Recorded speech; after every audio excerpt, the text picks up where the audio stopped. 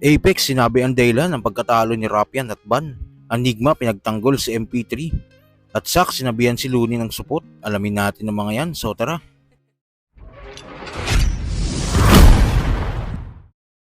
Tapos na nga ang Vuelta Bolentong 12 at napaka-solid na naman na event na ito. At alam naman natin kung ano naging resulta ng mga laban. Isa nga si Apex na nakanood ng live, kaya nasabi niya kung anong tingin niyang naging dahilan ng pagkatalo ni Rapian kay GL at Ban naman kay Lipcram. Anong thoughts mo sa GL versus Rapian? Yung una, feeling ko rin magiging dikit yung laban ng una. Siguro mas maraming performance na mas malakas si Rapian kaysa sa laban na ito ngayon na nasaksihan natin ngayong gabi. Hindi ko alam kung bakit, pero siguro maraming bara si Rapian, mali lang siguro yung mga nalagay niya. Feeling ko ganun yung nangyari. Ayun, GL. Feeling ko nakuha ni GL lahat ng rounds. Anong tingin mo sa Lipcram versus Ban? Malinaw yung 1 kay Ban, yung 3 kay Tapos yung 2. yung 2, ewan ko. Akala ko parang 1-2. Yung medyo dikit eh. Mas gusto ko kasi yung Makdo eh. Lumaylay kasi yung round 3 ni Ban no? Oo, kaya parang Nahabol ni Lipcram. parang nahusgahan siya ng buo. Dahil mahina yung panapos niya sa ulo. Sa kabilang balita naman, itong mga nakaraang linggo, naging sentro nga ng atensyon sa MP3 dahil sa judging niya sa gubat, dahilan para iba siya ng mga Tagalog. Pero sa battle review nga ni Enigma sa labang M-Site vs MP3, dito ay pinagtanggol niya sa MP3 at pinuri dahil isa sa MP3 sa up-and-comer na solid mag-perform pag meron siyang battle. Now I'm on fire, yes sir, and I'ma beat this NPC. You'll see his rounds get burned once na convert to MP3. You think you're sick, you'll get murdered. I'ma be the remedy and put an end to cancer na parang chemotherapy.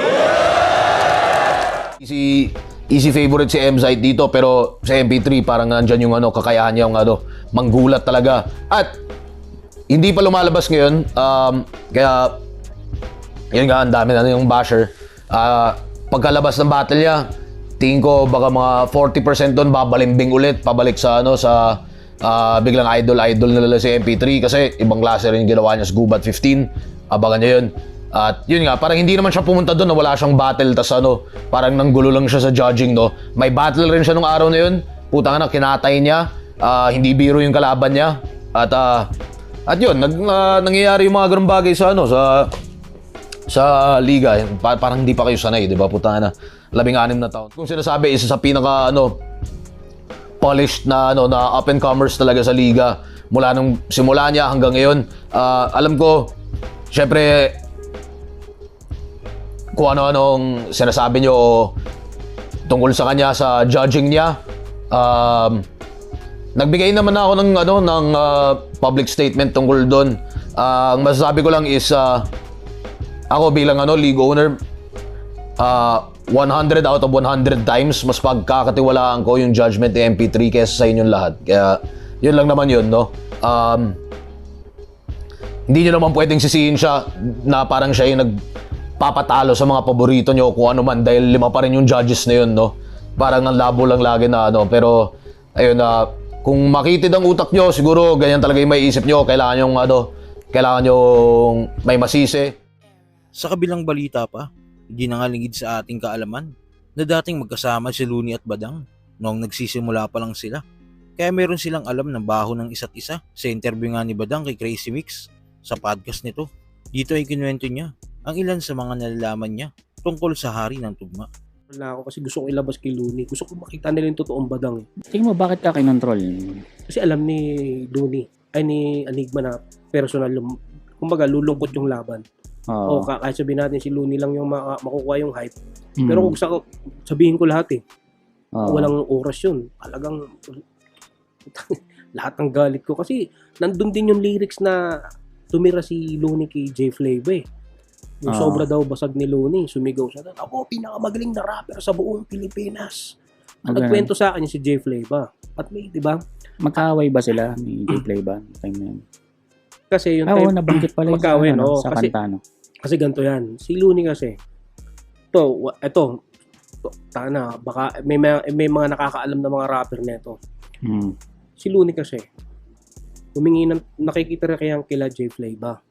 Oo. Yung time na yan. Tapos kasama niya yung shota na. Kasi 6,000 Goons. goons, diba? Ngayon, pinapalayas na daw siya ni J Flavor. Humingi ngayon ng tulong si Looney kay Kuya Kiko.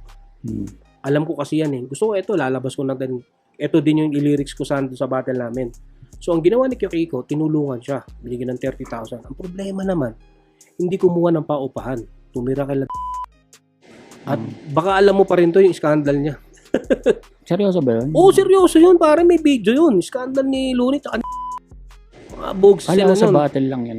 Hindi, totoo yun. Kaya nga, di ba, tinira ko, Mm. kayo asawa, kayo, nagkagalawan, kaya nagchuchukaan. Totoo yun. Yun ang sasabihin ko. Kaya doon ako, So ano yun, parang hindi niya pinang-upa. pinang Tapos ano niya, pumunta siya kay pinang drugs na lang. Yun ang sinabi sa akin ni J Flavor. Kung ano, totoo to. Yun naman talaga eh. At sa huling balita, dahil nga sa mga sinabi ni Looney kay Sak, itong nakaraang break it down niya, nalalabanan niya daw si Sak Maestro kung maghahanda ito. Ikaw ba updated ka pa ba sa eksena ngayon sa local scene? Nakapanood ka pa? May iilan akong mga gusto. Like, Sino tong mga napanood mo ng mga bago na natripan mo? ako gusto ko makitang makalaban mo si Sak. Sak Maestro? Yeah. Pag nag-prepare siya, hindi naman siya kasi nagpe-prepare. Lagi Yo, 2-day Sak. prep. Fan ako ni Sak. At tila hindi nga nagustuhan ni Sak ang mga sinabi ni Looney at napapost ito. Sinabi ni Sak, dahilan lang daw yun ni Looney. At sa baba nga ng post ni Sak ay nagbisaya ito. Kaya tinanong natin sa kaibigan nating Bisaya kung anong eksaktong meaning nito. Sinabi ni Sak na wag daw babading-bading si Looney, baka masampal niya ito. At sa huli nga sinabihan niyang sipot si Looney. At si Capital S ang siyang tatapos dun kay Looney Perorama. Yung kayong high pressure. The comeback Israel. Last time bender. Ako nga pala si Sak. Ano inyong isa buhay champion. Wala akong pake kung lahat kayo hindi sang-ayon, Rick. Yung isa buhay finals, lagay mo sa day 1 ng ahon. Tapos sa day 2, yung main event, gawin mo Hansel versus Marlon. So kayo ba mga quiz, tingin nyo? Dapat pa bang mangyari ang Sak Maestro versus Looney? At sa mga nakunood ng live, agree ba kayo sa mga sinabi ni Apex? Kung bakit daw natalo si Ban ng trap yan? Kung ano man sa loobin mo, comment mo lang sa baba na mapag-usapan natin yan. So yun lang, God bless.